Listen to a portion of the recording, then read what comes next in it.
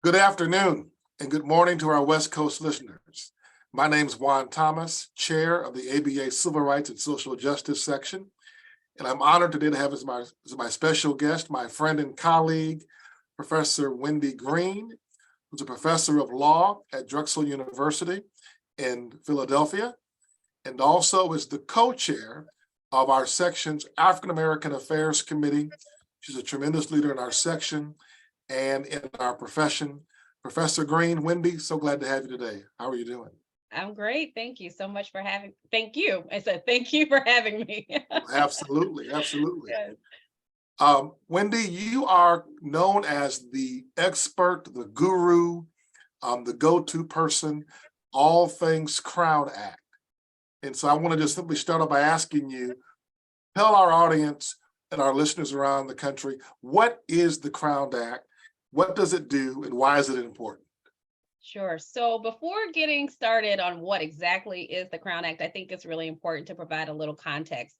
You probably already know many of the things I'm getting ready to say, but for the listeners and the viewers, they may not fully appreciate that for centuries, African descendants have worn our natural hairstyles and locks, braids, twists, afros, bantu knots, among other types of natural hairstyles to positively express our racial identities, our cultural identities, tribal, religious identities, among other types of social identities.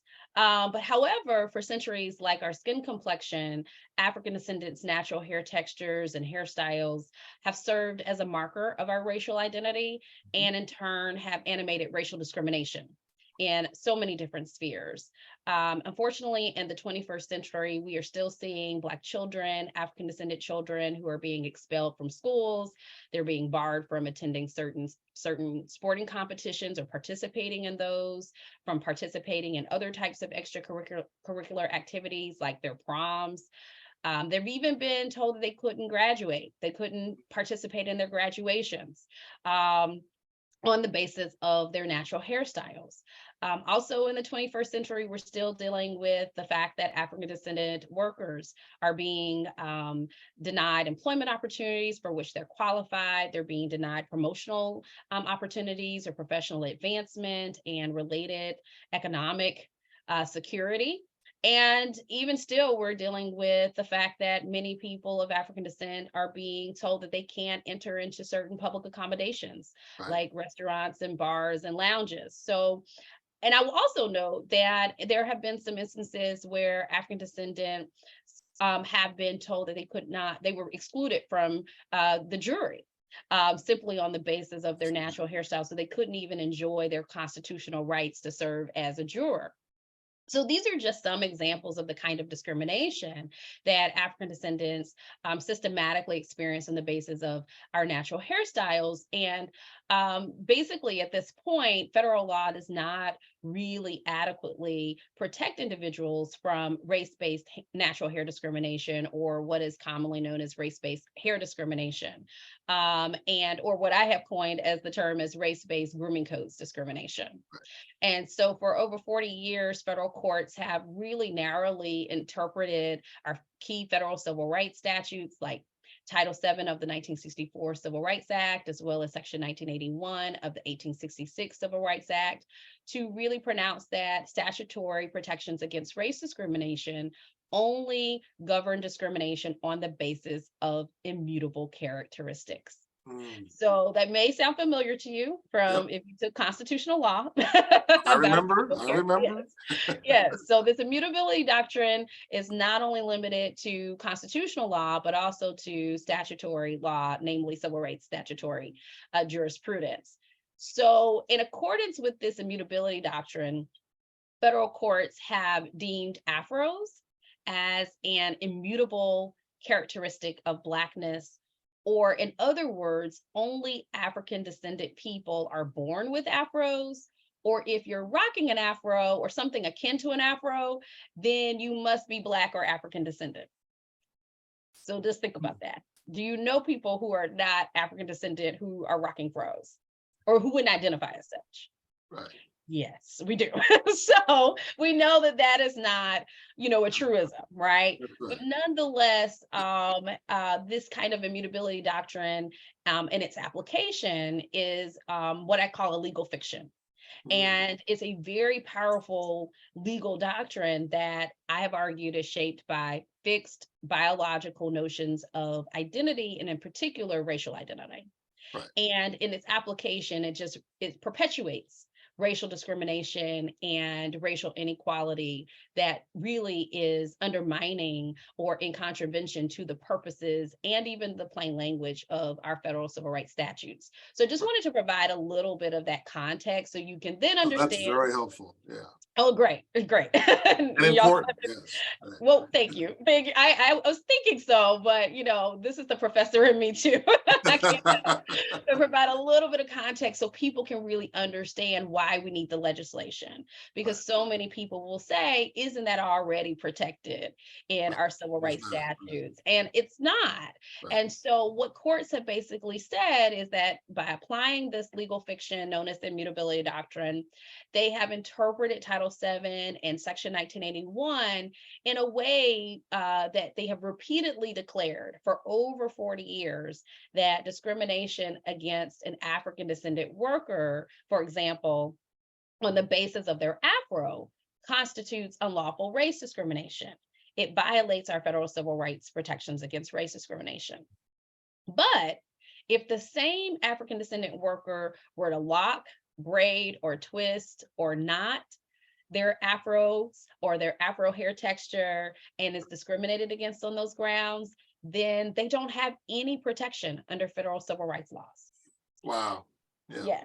Yeah. So basically, employers are free to discriminate against African descendant workers on the basis of their natural hairstyles. They can deny professional advancement opportunities on those grounds. They can deny compensation and even harass workers on those grounds, except for in the cases of Afros. Right. So this is what I call a hair splitting legal distinction, right? Right. And this hair splitting legal distinction is what I have endeavored for, gosh, over almost nearly 20 years now to try to cure, to be able to provide comprehensive and substantive protection, civil rights protection against not only this form of racial discrimination, but also other forms of racial discrimination that are based upon mutable, observable characteristics like our hair texture, our hair color, our attire, our language, our names. We can think of a lot of different ways in which, racial discrimination is animated by Right. changeable characteristics. Right. Right. So basically what the Crown Act does, and I'll just speak from the context of, one of the legal architects for this legislation, as well as an advisor and consultant on now over 20 pieces of civil rights legislation, popularly known as the Crown Act. And so the Crown Act stands for Creating a Respectful and Open World for Natural Hair Act. And it is really a groundbreaking piece of civil rights legislation in the fact that it expressly treats all forms of discrimination on the basis of African descendants, natural hair texture, and protective hairstyles as racial discrimination. So one of the key components of this legislation is something that we often don't see in civil rights legislation, which is definitions of these protected classifications like race. Exactly. Right. Right? Right. So we don't typically see definitions of race in our civil rights statutes in the United States. Right. And so this legislation is really important because it actually provides such a definition. And this definition of race, or iterations of this definition of race, actually come from an article that I published back in 2008 with the Colorado Law Review, Title VII, What's Hair and Other Race-Based Characteristics Got to Do with It. Right. So, Great article, by the way. I read it. oh, great, great. So I published On that Google. yes, you can Google it. It was published in 2008, and then it was republished, I believe in 2021 or 2022. and by the Colorado Law Review. And that's where I proposed the definition of race. That basically, when we are interpreting our federal civil rights statutes that protect against race discrimination, that it shouldn't be limited to immutable characteristics or characteristics that we're born with or characteristics that cannot change, characteristics that are difficult to change. But rather thinking about the ways in which race and racial discrimination really operates, which is we are discriminated against individuals on the basis of so many different characteristics that we're observing, and those characteristics often serve as proxies for race or racial identity, and therefore results in discrimination. Exactly. So this legislation basically provides a definition of race that is in concert with what I proposed in 2008. And this legislation, depending on which jurisdiction you're in, will say that race embodies characteristics or traits that are either historically or commonly or just simply associated with race. Right. So that's basically what the legislation, and it will go on to say inclusive of, but not limited to, natural or protective hairstyles like afros, locks, braids, twists, Right. and so forth. And so that's what the legislation says. And depending again on the jurisdiction, it can apply to workplaces, covered workplaces, educational institutions, as well as maybe housing, public accommodations, as well as other types of spheres that are really central to our full citizenship, our full exercise of citizenship in this country. So, Wendy, how many states have incorporated or adopted similar legislation Sure. around the country? Sure. So far we have 22 states that have adopted either, formally a Crown Act or similar types of civil rights legislation. Over 40 municipalities too that have likewise done the same. And we also have really key legal reforms from human rights and civil rights enforcement agencies like the New York City Commission on Human Rights, and even some civil rights divisions of attorney generals, state Right. attorney generals' offices that similarly declare that discrimination on the basis of natural hairstyles constitutes unlawful racial discrimination in a variety of spheres. And so, is there current efforts being made to get these bills passed in the other states? I think we said 22, so 28 22. states. Those Yeah. are going to be 28. Yes, there are. What I really want to just kind of put it into some broader context is because some Okay. states don't even have state level civil rights legislation that would be parallel to our federal civil rights statutes. Like, for example, Alabama, the only anti-discrimination statute that they have on the books right now is one that prohibits discrimination on the basis of age. So you literally would be starting from scratch.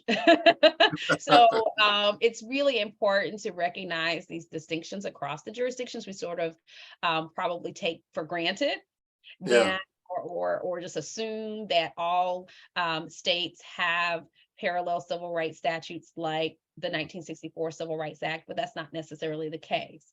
So even if they were to adopt, say, very specifically something along the lines of the Crown Act, I would say that in those particular jurisdictions, you would have to look beyond just thinking about prohibiting racial discrimination, broadly speaking, but that would be inclusive of hair discrimination. You would have to really start from scratch in terms of trying to provide protection for so many different types of discrimination on the basis of protected statuses. Is there a website or a link that you could share that kind of list the states that have adopted this legislation and those who have not? And I'm tying that to my next question, which is, what role can the ABA play, or particularly our Civil Rights and Social Justice section, in advancing these type of issues into concrete public policy? Sure. So you can actually, there is a database that tracks state legislation. So you can go to that particular database, and of course, it's escaping me at this moment. Then- exactly. But there is a database. If you just put in there like state, tracker of state legislation, that particular database Okay, um, does track it. Additionally, you can go to thecrownact.com right, too, and that too provides you with like a visual map of the states and right, some of the right, the municipalities that have passed it, and also where they have been introduced. So right, those are two places that you can take a look, and you can also probably, if you have legal research engines like Westlaw and Lexis, right. those two are doing, I think, an incredible job in terms of tracking and updating developments in this space. Right. And what about on the federal level? Is there any work that needs to be done to improve the Crown Act or modify it on a national level? Well, as the person Legislation? who co-drafted the federal legislation, I would say no.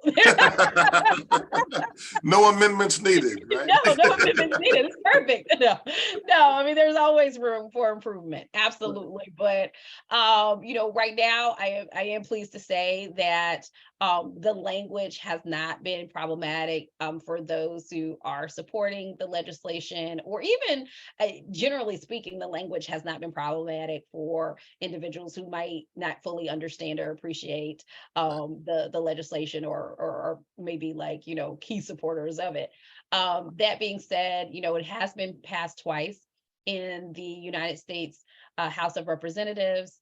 It stalled in the Senate last legislative session. I know that the legislators on both sides of this of the body here are committed to not only, they've already reintroduced it, but committed to seeing it advance and being passed in both chambers and signed by whomever is the president at that time. But as you know, Has the Biden administration agreed to support it?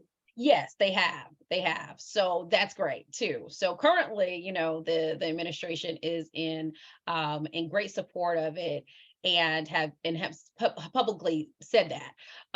And so, of course, the hope is to be able to pass it during an administration, or with an administration that is in complete support of it. Right. But like, so many pieces of federal civil rights legislation in particular, it takes time. Yes. This is not going to happen overnight.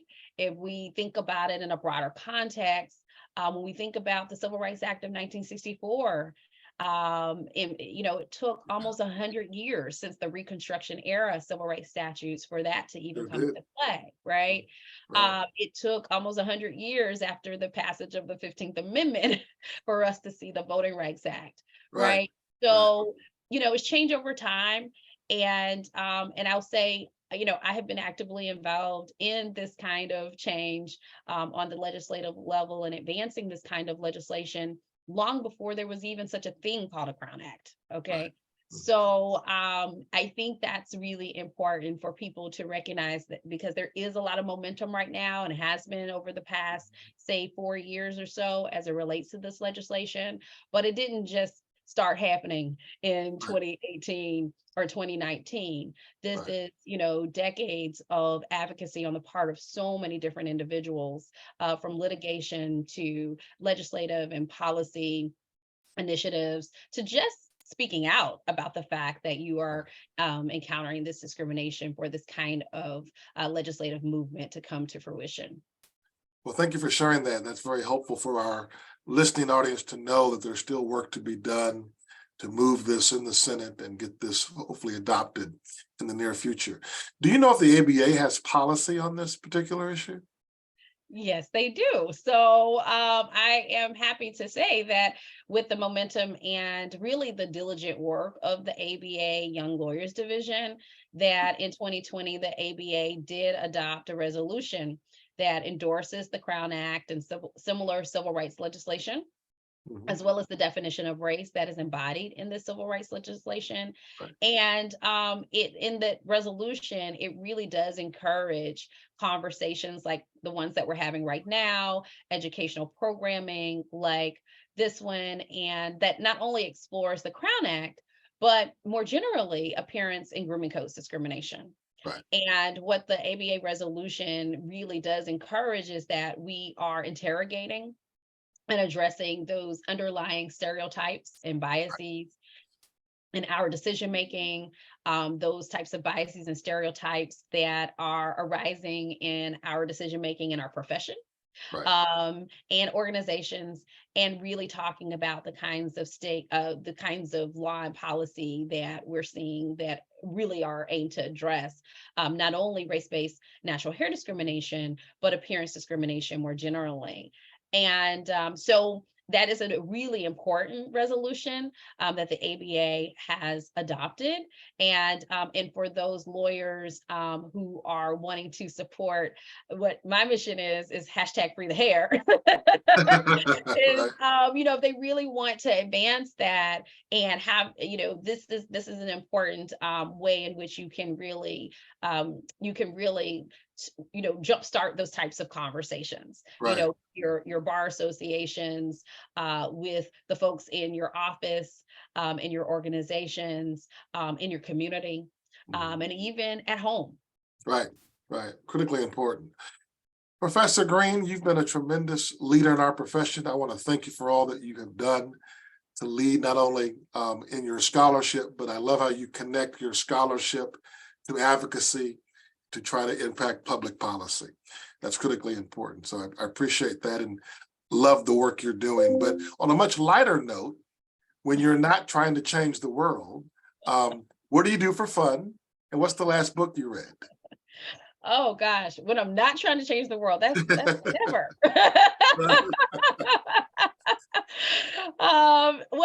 What I will say is, what do I do for fun? I do lots of things for fun. And I think that that's just like an important thing to do. And so probably at the top of the list is, I like anything related to music. So love listening to music, going to concerts. I love dancing. Probably contrary to popular belief, even though I am quite the foodie, I actually do enjoy cooking when I have time. So those are things that I really enjoy doing, and obviously spending quality time with my family and my friends. Right.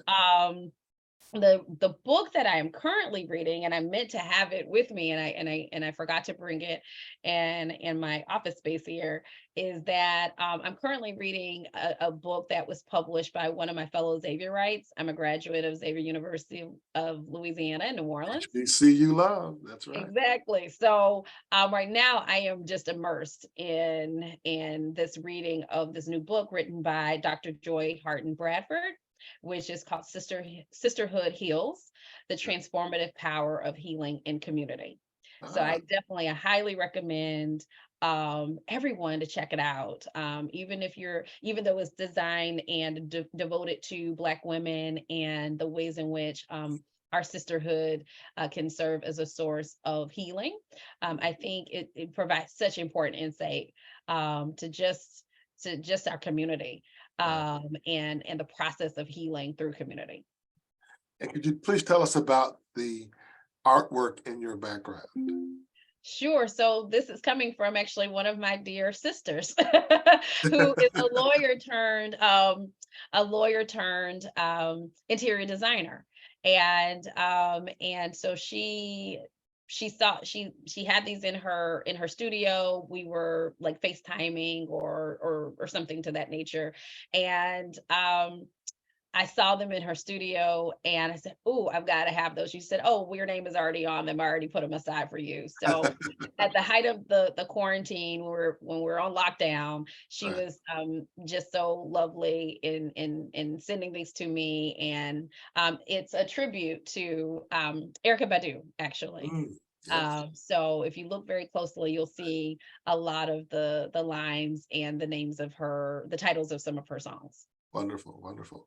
Well, Professor Wendy Greene, thank you for being my guest today.